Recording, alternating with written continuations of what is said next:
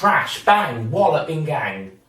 Well, that just goes to show you that trying to take a picture whilst driving is incredibly dangerous.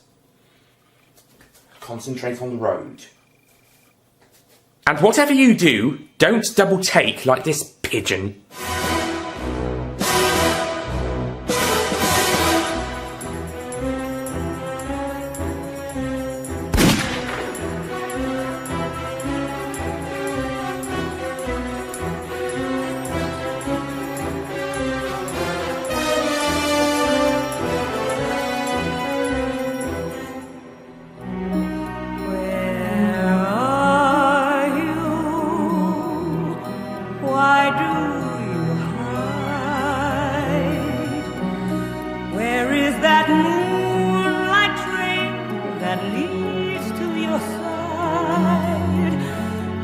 Like the Moonraker goes in search of his dream of gold.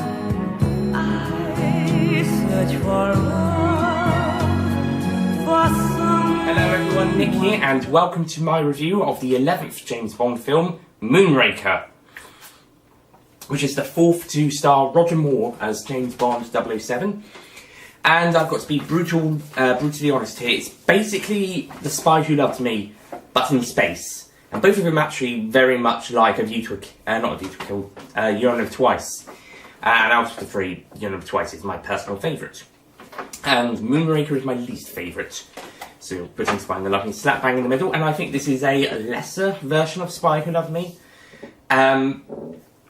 And yeah, so the plot is basically a Moonraker shuttle gets stolen on its way to the UK on loan. So Bond is sent to investigate, and he eventually goes to see, Drax, who is making these Moonraker shuttles, and eventually Bond discovers that Drax is trying to spread this disease or something around the world. So, and get perfect specimens of human beings in space whilst this happens, so that the perfect specimens children can then go down to Earth and make it a better place. It's basically a bit like with the Nazis with the super race, the ideal world. Plus to mention probably getting rid of some of those idiotic politicians as well.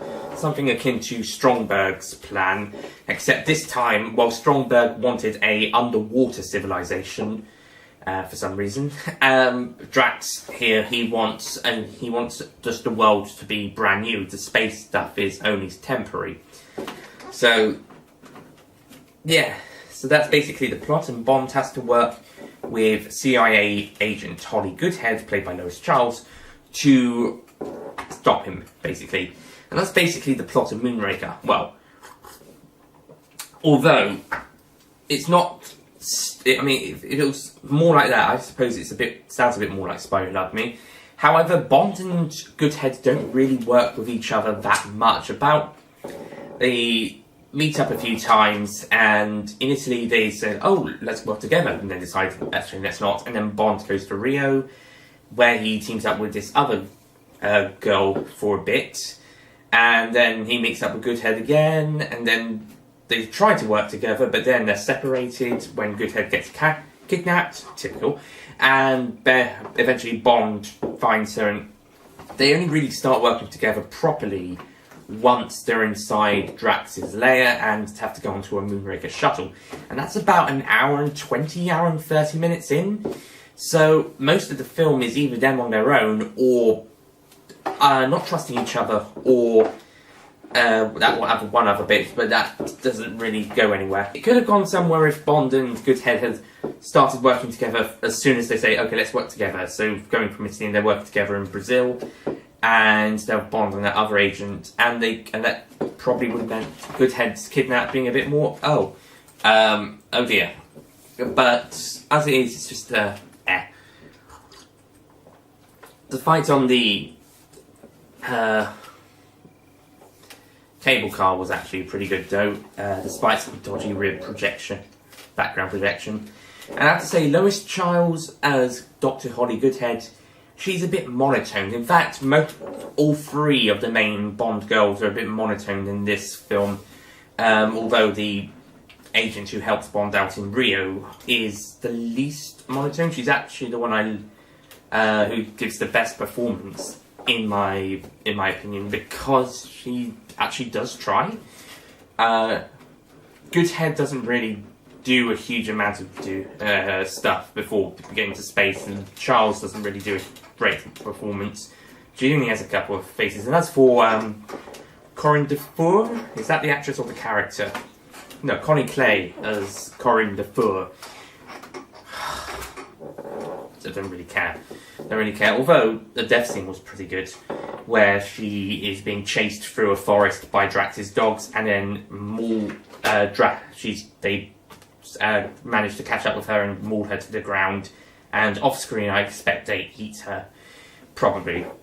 That was actually a pretty good death. I actually saw that death in a character death compilation video on YouTube, and I actually thought that it was from License to Kill because it was so dark and because it's so dark and shocking. But no, it's from this film, and this is supposed to be the silliest film in the series. Arguably, This Will Die Another Day, but most often it's this one.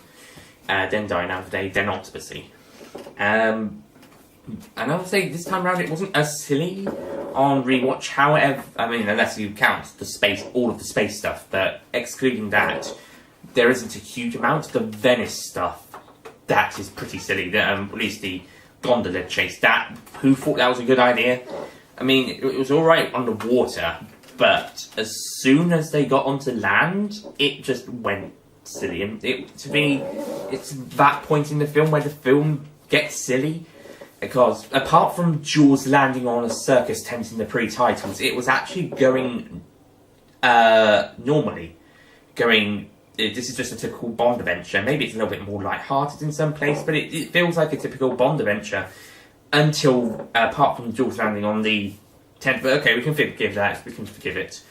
It's a little bit of a laugh. And then 38 minutes in, we get that gondola chase. And again, it's okay on the water. It's got a couple of good moments. It's a bit like the Man with the Long Guns one. That was pretty good. Better music this time. But once it gets onto land, that's where it gets very silly. And Chang, just that shot of Chang just popping out of the stone column, that was awkwardly silly. This death scene's a bit silly as well, but I can handle that one. Got a couple of cutaway shots to that band playing, but I'm actually okay with that because it's only twice, and then Chang is dropped onto the piano, and so that's not too bad. It's the carnival stuff I'm not too keen on, where it's cutting to the carnival sometimes. And in the last film, they did the same with cutting away from Jaws killing Calver or whatever his name was, Max Calver or something, to some of his performers in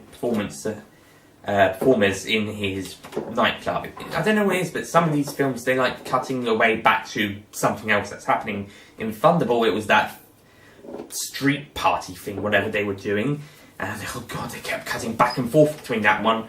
And in Quantum of Solace, there's a horse race. I don't think it happens as much in a couple of the other films. There's a little bit of Majesties, but that one actually adds tension. But the rest is a bit silly. This one isn't the silliest. I think Thunderbolts is the worst. But it still doesn't quite work. I'm okay with the bit with just before Chang is killed, but the bit in Rio isn't so great. I also don't really think Jaws has the best treatment to me. You get some great moments, some of them quite funny, but every now and again he or hench people will just pop up and try and kill Bond or something. And in the boat chase in Rio, it's just after he's met Dolly. So where's Dolly now? Is she at a restaurant waiting for their table? Is she already at the lair? Probably, to be honest. I mean, whilst Bond riding across riding across Brazil in some questionable clothing, and going to N's Brazil office and the Q branch scene. By the way, Q branch scene in this film is actually pretty good, if a little time wasting. But whilst that's happening, Jaws probably drops Dolly off at the land and goes out to kill Bond again. Speaking of Jaws falling in love, God, it's the first of all, the way the way they meet is just what. I think a lot of people complain about this bit, but yeah, we're gonna get it out of the way. Jaws has attempts to kill Bond and Goodhead just after they agree, okay, let's actually team up this time. And then he attempts to kill them. They manage to escape, just about. And he crashes the cable car into the bottom terminal, the bottom winch, and it goes through the building. Nice 7-Up product placement there, by the way. It's better than that martini one in Venice, by the way. And Dolly helps him get out of the rubble, and they just fall in love. And you've got that stock love music behind them, and it just looks a bit awkward. And then it just cuts away to Bond and Goodnight. Not Goodnight, that's the wrong film. Goodhead on the floor. And then some of Drax's henchmen turn up and kidnap them. So, was the plan to attempt to kill them, but you had this backup plan just in case you didn't? I mean, maybe, but it doesn't sound... It sounds like, oh, you had this attempt on them, but you've also got... But at the same time, you've got these guys standing by, maybe? I don't know. It's not explained. I also say, when we get back to... I'll get back to Jules and Donnie in a moment, because I've got to talk about that again. But whilst on the mention of so many henchmen and so many attempts on Bond's life and Goodhead's life, etc. I mean, this is typical for a Bond film, but I think this time round there's one or two times too many. I think first of all that bit just now, and second of all when Jaws goes back out to kill Bond again on the river, and it just feels like it's like Tomorrow Never Dies. You don't really get much time to breathe between the action scenes. There's a lot of action, and there's a lot of people trying to kill Bond, or Bond and his allies. So it feels like there's so much action. Yeah, you've got some breathing times, but it doesn't really slow down. It just tries to add so much more, and it doesn't always work. I'll say for Tomorrow Never Dies, and we'll get to that one eventually. This is film 11, that's number 18, we'll get to that soon. That one, it's at least fun, and you've got some great music for most of the time, if a little bit loud. We do get some great music in this film, and it does look there's some great stuff, such as there's this good boat stunt during the chase. Although the chase and stunts themselves are not as good as Live and Let Die or World's Not Enough. But yeah, and the boat chase in Venice, not as good as Indiana Jones in The Last Crusade. As I was going to say, but it's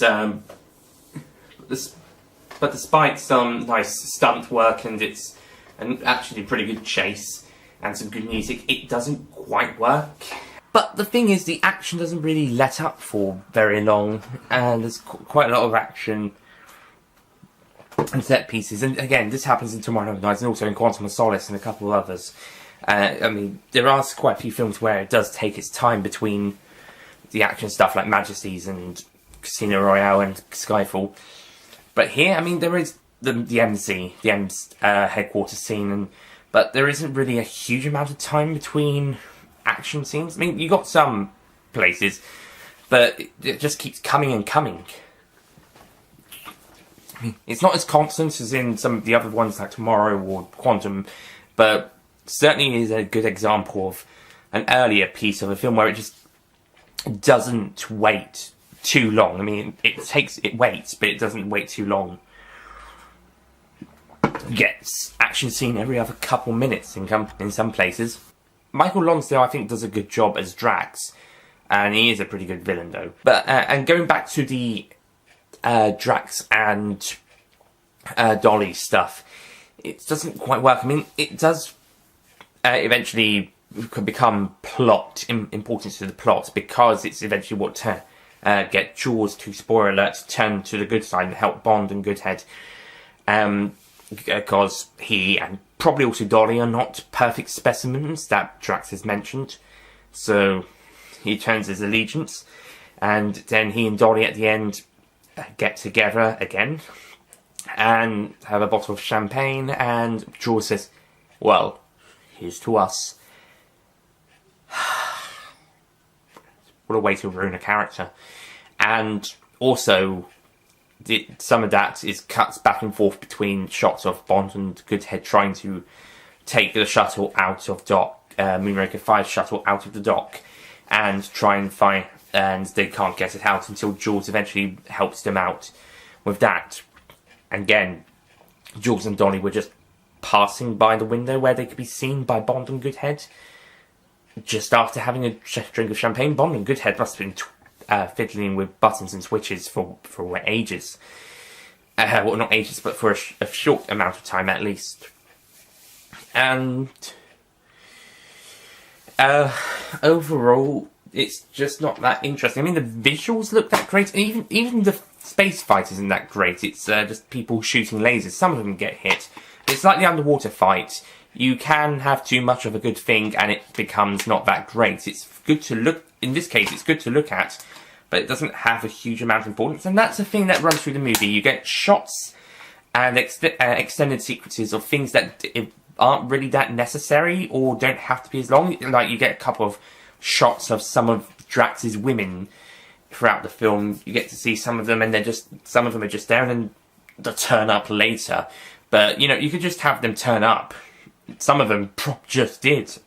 And it's awkward having some of the shots of them watching Bond being eaten by the python. I mean, maybe the disappointment shots at the end, and maybe some smiley ones just as it starts.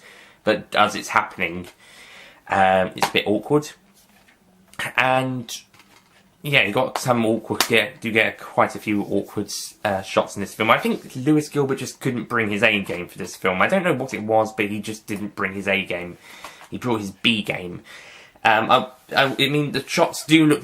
There are some really nice shots of the space station, but it just doesn't quite feel quite great. And I think this fight doesn't really last that long. At least not the one on the space station. You could have cut down maybe some of the space fight, and you could have had more sequences on the fight on the space station, and have a fight, extended fight there. And where did all the Drax people go? You can't say that the Americans killed them all, could you? Did they? I mean, maybe I could believe Strongbird's crew being pretty much killed by the British, Russian, and Americans, and the Japanese taking out all of the Spectre agents in the Honor of Twice. But here it seems like the Americans cleaned up things pretty quickly, and they pretty much killed everybody, apart from Jules and Dolly and Bond and Goodhead, of course. Dolly, Goodhead is Holly, but yeah, it's odd. Yeah, and you know, some of the more down-to-earth sequences, when it's more of a proper spy film like the other films, when it's doing stuff like that, when it's being business as usual, it's fine. It's all right. It's got some interesting moments, but for the most part, other parts, it's not that interesting. It's kind of an awkward mix and match, especially if you know what's coming later, which is the more interesting stuff. But even then, it doesn't really last that long, and the film is heavily promoted on Bond going into space, and that's where a lot of people have the problems with the film, and probably consider it the silliest bit. Although apart from the double take pigeon from the Venice sequence, and pretty much that whole Venice, that half of the Venice sequence, full stop, half that of the gondola chase, that half of the gondola chase, possibly being the silliest thing, that or the Jules and Dolly falling in love bit. Yeah, there is quite a few silly stuff throughout this film. I don't know if it's the campiest Bond film after rewatching it, but it's certainly going a bit more overboard with its silliness after previous installments. Yeah, so did You Live Twice and The Man with the Golden Gun, but this one in particular seems as it's trying to be sillier than the others. So that's odd.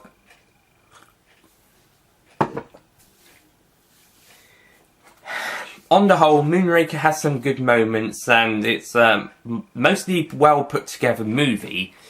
I mean, Lewis Gilbert does know what he's doing, and he does make the shots look pretty nice.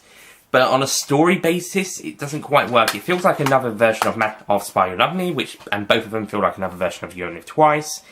Despite some cool action moments, there is a bit too much of it. The villains come and try to kidnap or kill Bond and Goodhead too many times. Bond and Goodhead should have really have teamed up together in Venice instead of waiting to Rio, because that other girl doesn't really do anything. She shows up, has some scenes with Bond, shows him where to go, almost gets killed by Drax, rescued by Bond, and then she just fucks off. And Corin Defer also feels unnecessary. She turns up, gives Bond a tour, shows him around, helps him investigate Drax, has a bed scene with him as well, and is killed by Drax's dogs. That's it from her. Apparently, Lewis Gilbert wanted a blonde Californian girl for this scene, which makes sense because it's set in California. But because they were filming in France, they had to cast a French actress, which makes sense. Although the one they chose didn't quite didn't do a great job. I mean, granted, the character's not that great either, so yeah, neither's that Rio girl. But I think, at least I think she's probably the best acted of the three girls in the film, of the three ones that actually have an importance of the plot, at least. And I think if the voice dubbing is also better with her. I mean, with Holly Goodhead, it sounds monotoned. It doesn't quite work. And I don't think Lois Charles is that great in the role. I think she's very pretty, don't get me wrong, but until they go into space, that's mostly her job, looking pretty. And when she goes into space, she actually does do some good stuff, and yeah, makes up for the disappointment fight scene that we had with the Rio girl earlier. Call yourself a secret agent. Whilst Goodhead actually manages to do stuff whilst up in space. It's just before that, not so much. But yeah, on the whole, this film just doesn't quite work. I think there could have been some sequences cut or shortened or redone just to fix this up a little bit. But yeah, on the whole, it's just not that great. It's not that not completely interesting. It's got some good moments, but it's not amazing.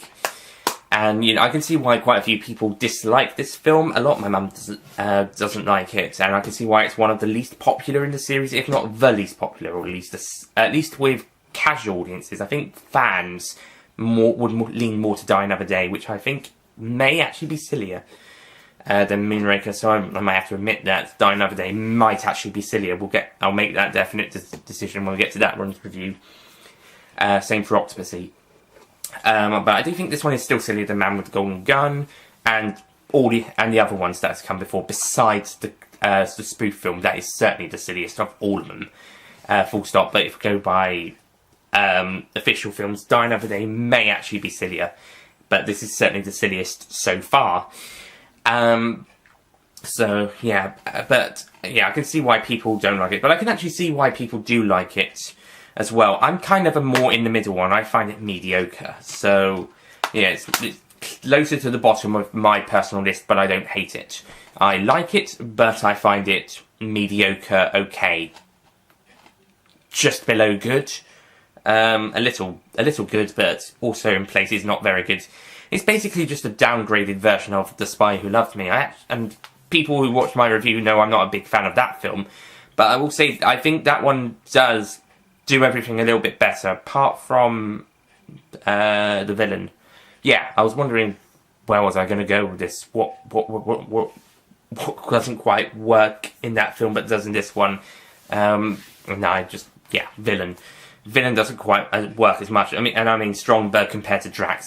And speaking of which, there's actually a nice little tie-in with the short story, the book Moonraker, where Frederick Gray mentions that he played bridge with Drax, which is something M does in the book. In the book, M plays bridge with Drax, and that's the start of that story. Doesn't sound that much interesting, but I kid you not, the book is actually a lot better. I promise you, the book is brilliant. Bond has to investigate what Drax, on behalf of them, because he's apparently cheating at bridge, and then Bond has to investigate some odd stuff happening at Drax's factory, which he's developing missiles. The missile, by the way, is called Moonraker, and it actually turns out that he is actually a German who disguised himself as a British soldier and got plastic surgery over his face after it being blown off. Actually, that was part of his story anyway, but everyone knew that bit anyway. But he pretends he was a German soldier. He disguised himself as a British one. He got his face blown off, and they had to plastic surgery him. And he joins the KGB, or he becomes an agent for the KGB, and starts developing a weapon to blow up a nuclear weapon to blow up the UK. Instead, it blows up his submarine off the shore. Well done, Bond, for altering that. So yeah, it actually sounds really good. It's a bit more UK based, which I don't know if that would have appealed to the filmmakers. Whilst here you go to really exotic locations like France, doubling for California, Venice, Brazil, with maybe some bits of it being doubled by either France and or the United States, and wherever they filmed that pre-title sequence, probably the USA again, doubling for Africa.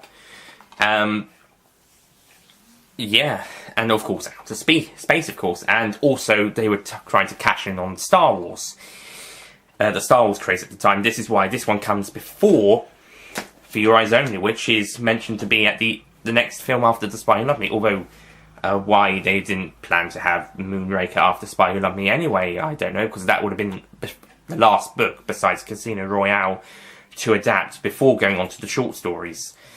But, you know, so it's kind of better, so it would have been better for Moonraker to actually be next, then For Your Eyes Only, just like it actually is. However, the way that they did it here just doesn't quite work. It's supposed to be a rocket in this one rather than a missile, like in the book. And yeah, so it just doesn't quite work. And I think the reason that they did this story is because Christopher Wood was brought in to write the story, and he co-wrote the last one, and he just basically copy and pastes quite a bit, or does lots of similar stuff to it. Just not quite in the same order. And I think him and Milbaum did take quite a bit of inspiration from Roald Dahl's You Only Live Twice. All three directed by Lewis Gilbert, so maybe Gilbert just likes making the same stories again, but different.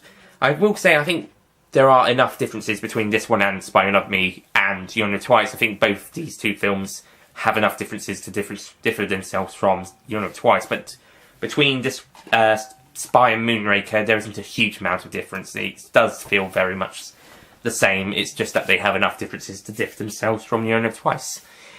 And dare I say, it doesn't quite work. So overall, I'm going to give Moonraker a 6 out of 10. Felt your touch, and it always seemed you loved me. You loved me.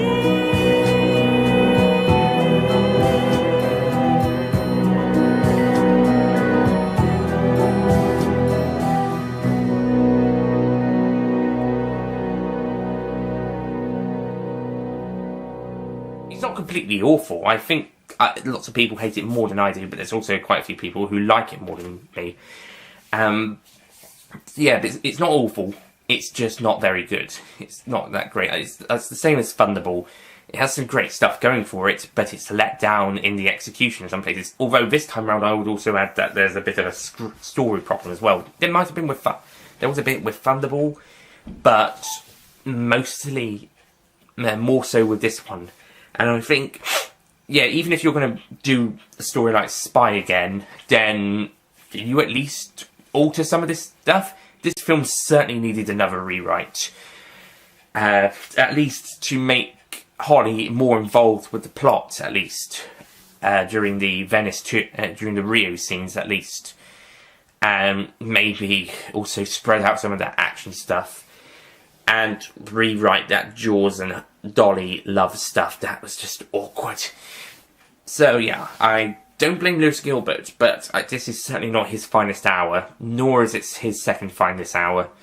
This is definitely his weakest hour for the series. It's a shame because he passed away last year and I was so sad. And he's a great director. He had 2 brilliantly visualised films in the series, and this one's also a nicely visualised film.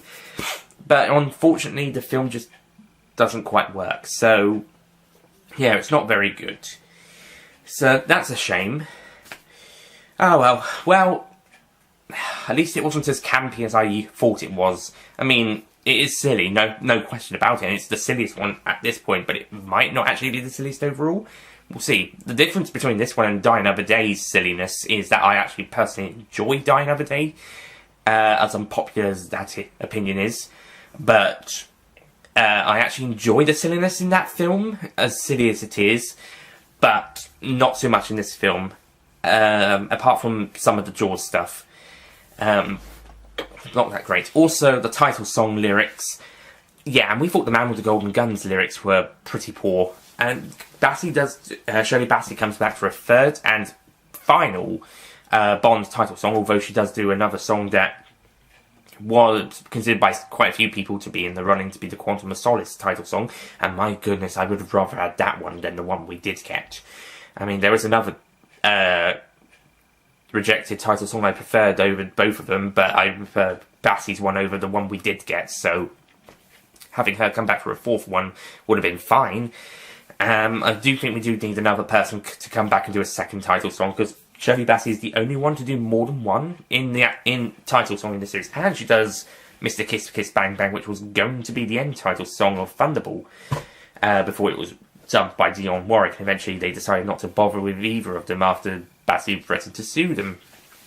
I think they were actually going to be the title song to start with and then move to the end when United Artists demanded that they have the title song have the title of the name, which is where we get the amazing Tom Jones one from. But because of Bassey going to sue threatening to sue the producers if they used the Dionne Warwick version, neither version ended up in the film, and we got the Bond theme at the end, and it ends abruptly, if you remember. But anyway, certainly she's done 3, despite having at least 2 rejected themes, one of them more being covered and neither of them being used in the end titles, and the other one maybe not necessarily going to be used in the first place, but was considered. But she's definitely done 3 title sequence songs, and this is easily her weakest, and the lyrics just don't quite work. I don't know what it is, it just doesn't quite work. I will say this, I do like that upbeat version at the end. It's still not that great, but it's more fun to listen to. It's more enjoyable than the slower version at the start. And the same could be said for the Man with the Golden Gun. Although the other way around, the slower version from the end of the film could be a little bit more likeable than the more upbeat one. Although I do enjoy that one, even if the lyrics don't really work. I mean, you've got some songs where the lyrics aren't that great, but it still has an enjoyable theme, like A View to a Kill, maybe Man with Golden Gun on a good day, but then you've got the ones like this one and Man with Golden Gun on a bad day, where it just doesn't quite work.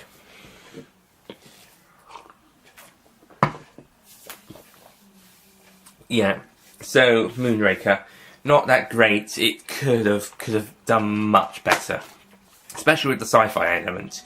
I'll even say the sci-fi element was a bit of a letdown in some places, but was mostly the best stuff in the film, in all honesty. But after taking Bond as silly as it could get at this point, and going into outer space, what could the producers do next? Well, bring Bond right back down to Earth for the next instalment, which is a bit more serious. Something that doesn't quite fit with the Roger Moore Bond films, but would fit perfectly with Sean Connery, or Timothy Dalton, or Daniel Craig, or even Pierce Brosnan, maybe even Lazenby. But certainly I still think Roger Moore does a good job in it. But it brings Bond right back down to Earth in For Your Eyes Only, a much more serious Bond film, apart from the last scene, but let's pretend that doesn't happen until we get to the review, okay? So if we ignore the final scene until we get to the review, then we pretty much got the most serious Bond film of the Roger Moore era, and possibly the most serious of this franchise before Living Daylights. You could argue Majesty's is, but I would say it's probably this one. So, anyway, thank you for watching. Next time, for your... Excuse me. So, thank you for watching my review of Moonraker. Next time, we'll be looking at For Your Eyes Only. And I'll see you guys next time. Goodbye. Moonraker goes in search of his dream of gold. I search for love, for someone to have and hold. I've seen your smile in 1,000 dreams, felt your touch, and it always seems you love me. You love me.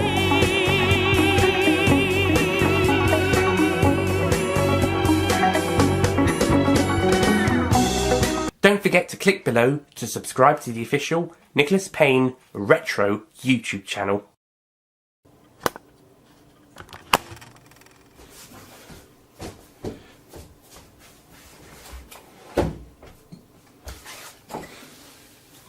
Don't know what happened, but oh well.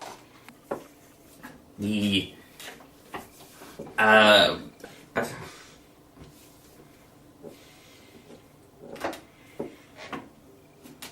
it arguably would die another day. I was in the same. I think the thing that probably lets it down is because, again, haven't had that much of a break. We did have Bond going to M's office, but it feels a bit dull. I'm going to move upstairs in a moment.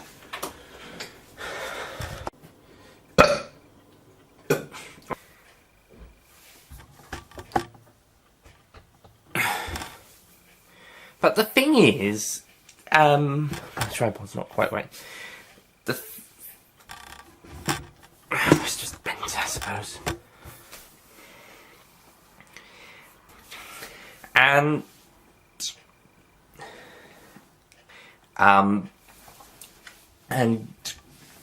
Corin the Third, I don't really care. I think I already mentioned that. But because they were filming in France, which makes sense because they're filming in the French